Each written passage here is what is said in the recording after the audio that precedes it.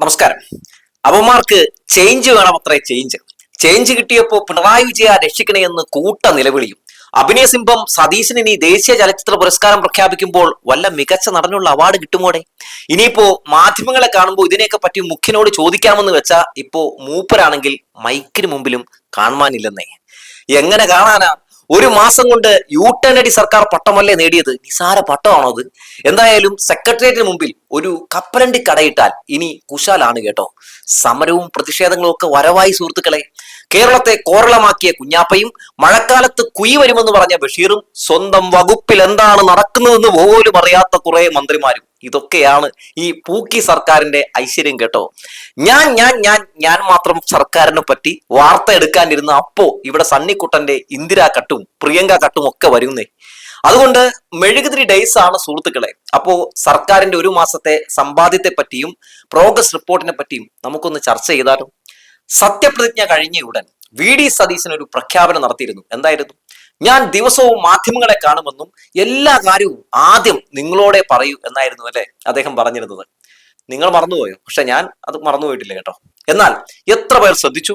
മുഖ്യമന്ത്രി വി.ഡി. സതീശൻ ഒരു പത്രസമ്മേളനം നടത്തിയിട്ട് എത്രയോ ദിവസങ്ങളായി. എന്നിട്ട് എന്താ മുഖ്യമന്ത്രി മാധ്യമങ്ങളെ കണ്ടിട്ട് കുറേ ദിവസമായി എന്ന് വാർത്തയില്ലാത്തത് എന്നല്ലേ? അതാണ് ഈ സർക്കാരിനോടുള്ള മാപ്രാ സ്നേഹം. കേട്ടിട്ടില്ലേ മാപ്രാ സ്നേഹം? ഇടയ്ക്കൊക്കെ മനോരമയൊക്കെ കാണണം കേട്ടോ. രസമാണ്, ബഹുരസമാണ്. എന്തൊരു ചേലാണ്, എന്തൊരു വിസ്മയാണ്, എന്തൊരു ചിരിയാണ് പൂക്കി സതീശന് എന്ന ഗാനമൊക്കെ ഇങ്ങനെ കേൾപ്പിക്കുമ്പോ കോൾമയിർ കൊള്ളുകയാണ്.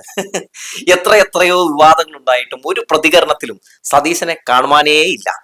മുഖ്യമന്ത്രിയുടെ തനി നിറം ഈ നാട് ഓരോ ദിവസവും തിരിച്ചറിയുന്ന കാഴ്ച നമ്മൾ കണ്ടുകൊണ്ടിരിക്കുകയാണല്ലേ. പക്ഷേ കൊന്നാലും ഞാൻ മിണ്ടില്ലെന്ന മട്ടിലാണ് നമ്മുടെ പൂക്കി മുഖ്യൻ എന്നുള്ളതാണ്. സതീശന്റെ പ്രോഗ്രസ് റിപ്പോർട്ട് ബഹുരസമാണ് കേട്ടോ. അധികാരത്തിലിരിക്കുമ്പോൾ ഒരു നിലപാട്, പ്രതിപക്ഷത്തിലിരിക്കുമ്പോൾ മറ്റൊരു നിലപാട് എന്ന് വേണമെങ്കിൽ ഈ നമ്മുടെ വാർത്തയ്ക്ക് തലക്കെട്ട് കൊടുക്കാൻ കേട്ടോ. അല്ലെങ്കിൽ നുണ പറഞ്ഞു നേടിയ 102 സീറ്റ് കൊണ്ട് ജനങ്ങളെ കഴുതുകളാക്കിയ സർക്കാർ എന്ന് വേണേലും പറയാം. കേരളത്തിൽ യു.ഡി.എഫ് സർക്കാർ അധികാരമേറ്റ് ഒരു മാസം പിന്നിടുമ്പോൾ ഭരണ തുടക്കത്തിൽ ജനങ്ങൾക്കുണ്ടായിരുന്ന പ്രതീക്ഷകൾക്കുമേൽ നിരാശയുടെ നിഴൽ വീഴുകയാണ്. 102 സീറ്റോടെ അധികാരത്തിലേറിയ മുന്നണിക്ക് ഒരു മാസം കൊണ്ട് തന്നെ ജനങ്ങളുടെ ചോദ്യങ്ങൾക്ക് മുമ്പിൽ ഉത്തരം മുട്ടുന്ന കാഴ്ചയാണ് നിയമസഭയ്ക്കകത്തും പുറത്തുമൊക്കെ കണ്ടുകൊണ്ടിരിക്കുന്നത്. പ്രത്യേകിച്ച് മുഖ്യമന്ത്രിയുടെയും മുന്നണിയിലെ പ്രമുഖ നേതാക്കളുടെയും നിലപാടുകളൊക്കെ ഇപ്പോൾ സർക്കാരിന് തന്നെ വലിയ ഒരു നാണക്കേടായി മാറുകയാണ്. മുൻ സർക്കാർ നികുതി വർധനവ് വരുത്തി ജനങ്ങളെ ദ്രോഹിക്കുന്നേ എന്ന് വിളിച്ച് കൂവി തെരുവിൽ സമരം നടത്തിയവർ ഇന്ന് അധികാരത്തിലിരുന്നു കൊണ്ട് അതേ സാമ്പത്തിക പ്രതിസന്ധിയുടെ പേരിൽ പുതിയ നികുതി ഭാരങ്ങൾ ജനങ്ങളുടെ മേൽ അടിച്ചേൽപ്പിക്കാൻ ഒരുങ്ങുന്ന കാഴ്ചയാണ് ഈ ഒരു മാസം കൊണ്ട് നമ്മൾ കണ്ടത്. അന്ന് ജനങ്ങളെ കൊള്ളയടിക്കുന്നു എന്ന് പറഞ്ഞ സതീശൻ ഇന്ന് സംസ്ഥാനത്തെ രക്ഷിക്കാൻ മറ്റു വഴിയില്ല കേസ് എന്ന ന്യായീകരണത്തിലേക്ക് മാറിയിരിക്കുകയാണ്. ധവളപത്രം ഇറക്കി എൽ.ഡി.എഫ് സർക്കാർ സംസ്ഥാനത്തെ കടക്കണിയിലാക്കിയെന്ന് വരുത്തി തീർക്കാൻ ശ്രമം നടത്തി അവസാനം സഭയിൽ ചീഞ്ഞു നാറിയ ഭരണപക്ഷത്തെ നമ്മൾ കണ്ടു. സഭയിൽ ആ നുണകൾ തെളിവ് നിരത്തിയാണ് പ്രതിപക്ഷ നേതാവ് പിണറായി വിജയനും മുൻ ധനവകുപ്പ് മന്ത്രി കെ.എൻ. ബാലഗോപാലും പൊളിച്ചടക്കിയത്. അന്ന് തുടങ്ങിയതാണ് സതീശന്റെ കണ്ടകശനി.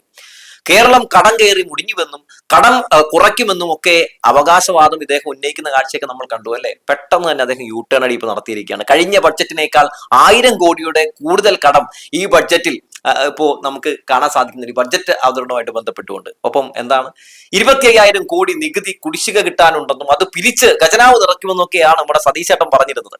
എന്തായിരുന്നു പിന്നീട് നടത്തി യു-ടേൺ അടി? 2 ലക്ഷം വരെയുള്ള നികുതി കുടിശ്ശിക മുഴുവൻ ഒഴിവാക്കി അങ്ങ് കൊടുത്തു. വാക്കിന് വിലയില്ലെന്ന് എന്തായാലും അദ്ദേഹം വന്നപ്പോൾ തന്നെ കാണിച്ചു കൊടുത്തിരുന്നു.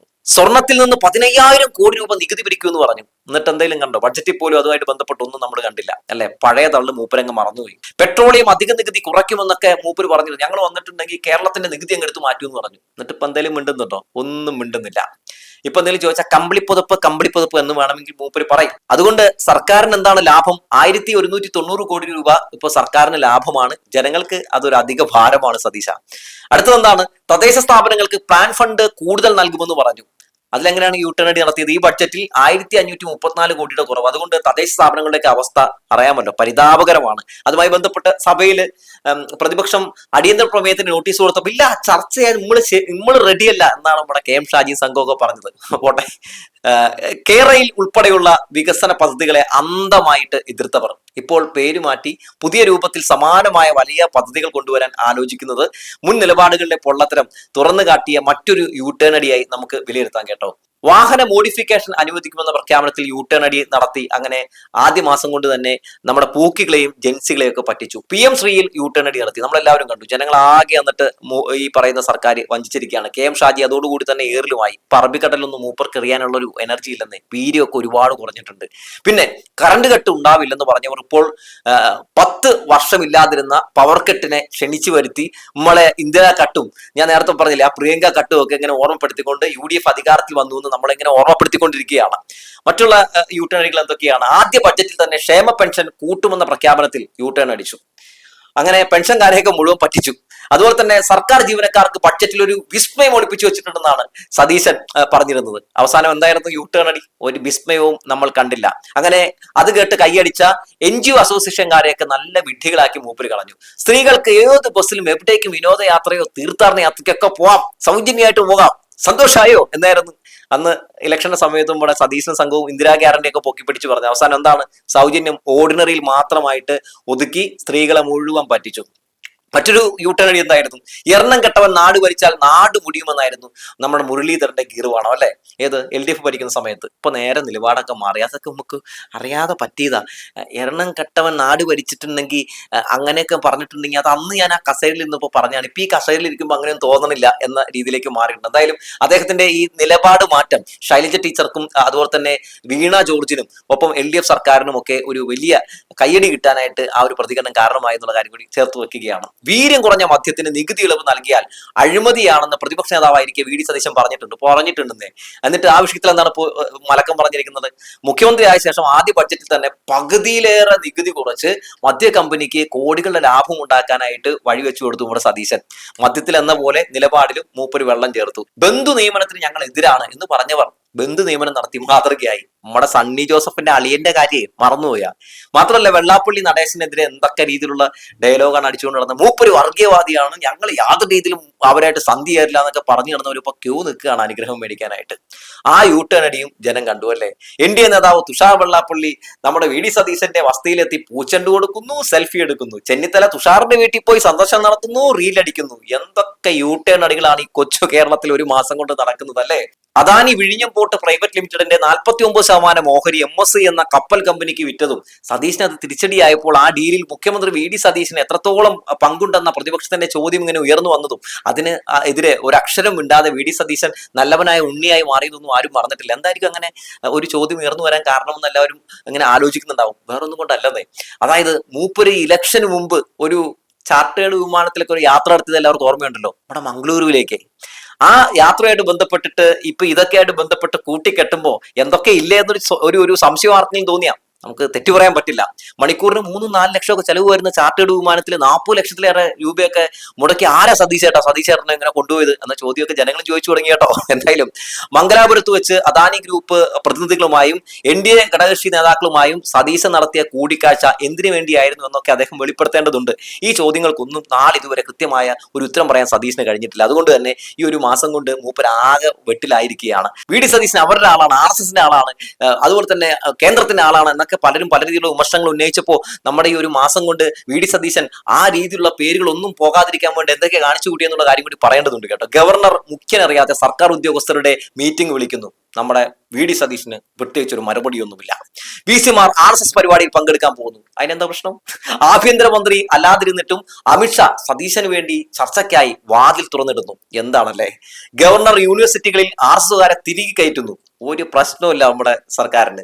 സതീശൻ സർക്കാർ അങ്ങനെ ഒന്നും മിണ്ടാതെ മൗനിയായിട്ട് ഇരിക്കുകയാണ്. മോദിയെ സതീശൻ കണ്ട് മണിക്കൂറുകൾ കൊണ്ട് ED പ്രതിപക്ഷ നേതാവിന്റെ വീട്ടിൽ റെയ്ഡ് നടത്തി. ഒന്നും കിട്ടാതെ നാട്ടുകാരുടെ ഇടിയും മേടിച്ചാണ് കേട്ടോ അവസാനം നാണം കെട്ട് ED ഇവിടുന്ന് പോയത്. അത് വേറൊരു കഥ.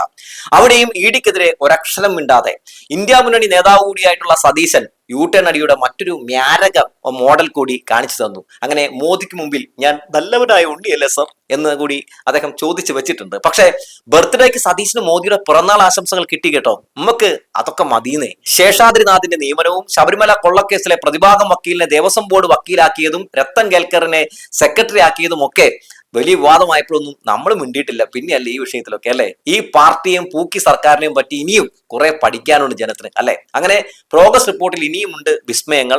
കരിമണൽ ഖനന വിഷയത്തിലും സതീശന് കൈപൊള്ളിയ കാഴ്ച നമ്മൾ കണ്ടു. മദ്യനികുതി കുറച്ചപ്പോൾ സ്വന്തം പാർട്ടിയിലെ നേതാക്കൾ സതീശനെതിരെ തിരിയുന്ന കാഴ്ച നമ്മൾ കണ്ടു. അങ്ങനെ ഒരുപാടുണ്ട് കേട്ടോ. ഗാലറി ഫുൾ എതിരാണ്. പ്രവാസി ക്ഷേമ പെൻഷൻ മുടക്കി, അതുപോലെ തന്നെ ലൈഫ് പദ്ധതി മുടക്കി. അങ്ങനെ മുടക്കലുകളുടെ വലിയ ഒരു ഗാഥ തന്നെ, ഒരു ചരിത്ര ഗാഥ തന്നെ നമ്മൾ കണ്ടുകൊണ്ടിരിക്കുകയാണ്. അപ്പൊ അങ്ങനെ ഒരുപാട് കാര്യങ്ങൾ ഈ ഒരു മാസം നമ്മൾ കണ്ടു. അങ്ങനെ മൊത്തത്തിൽ പ്രോഗ്രസ് റിപ്പോർട്ടുകൾ എടുത്തു നോക്കുമ്പോൾ മൊത്തത്തിൽ ഒരു മാസം കൊണ്ട് തന്നെ തകർന്നടിഞ്ഞ ഒരു സർക്കാരായിട്ടാണ് എനിക്ക് തോന്നുന്നത്. എന്തായാലും ഇപ്പൊ ഇന്ദിരാഘട്ടും പ്രിയങ്ക ഘട്ടും ഒക്കെ വരാനുള്ള സാധ്യതയുണ്ട്. അതുകൊണ്ട് പെട്ടെന്ന് വാർത്ത നിർത്തുകയാണെന്ന് പറഞ്ഞു വെച്ചുകൊണ്ട് നിർത്തട്ടെ.